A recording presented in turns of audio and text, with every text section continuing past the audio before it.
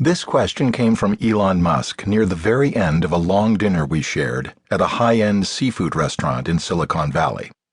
I'd gotten to the restaurant first and settled down with a gin and tonic, knowing Musk would, as ever, be late. After about 15 minutes, Musk showed up wearing leather shoes, designer jeans, and a plaid dress shirt. Musk stands 6'1", but ask anyone who knows him, and they'll confirm that he seems much bigger than that.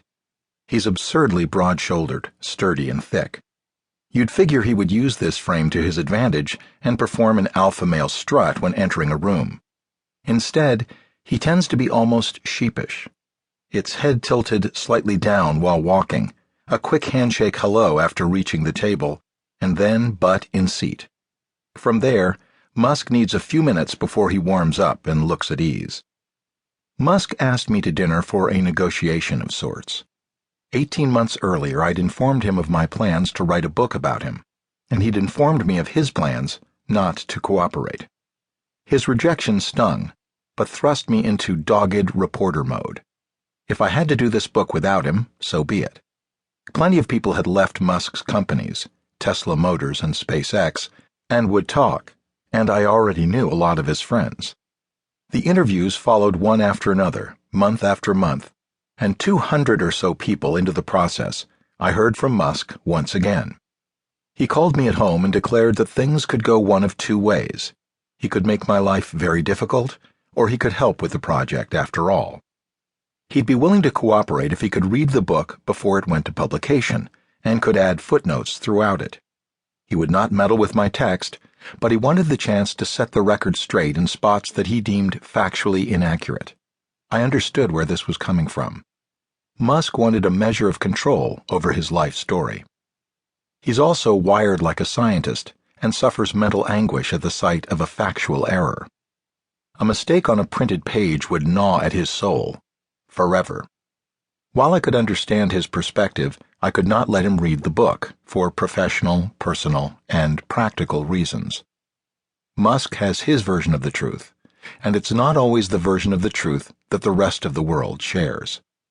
He's prone to verbose answers to even the simplest of questions as well, and the thought of 30-page footnotes seemed all too real. Still, we agreed to have dinner, chat all this out, and see where it left us. Our conversation began with a discussion of public relations people. Musk burns through PR staffers notoriously fast, and Tesla was in the process of hunting for a new communications chief. "Who is the best PR person in the world?" he asked in a very Muskian fashion. Then we talked about mutual acquaintances, Howard Hughes, and the Tesla factory. When the waiter stopped by to take our order, Musk asked for suggestions that would work with his low-carb diet. He settled on chunks of fried lobster soaked in black squid ink. The negotiation hadn't begun, and Musk was already dishing.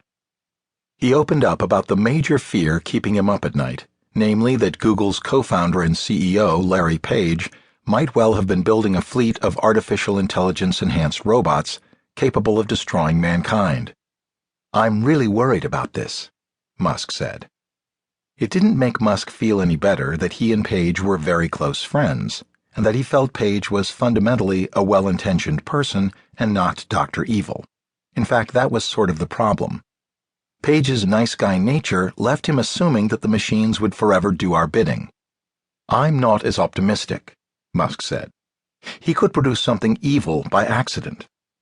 As the food arrived, Musk consumed it.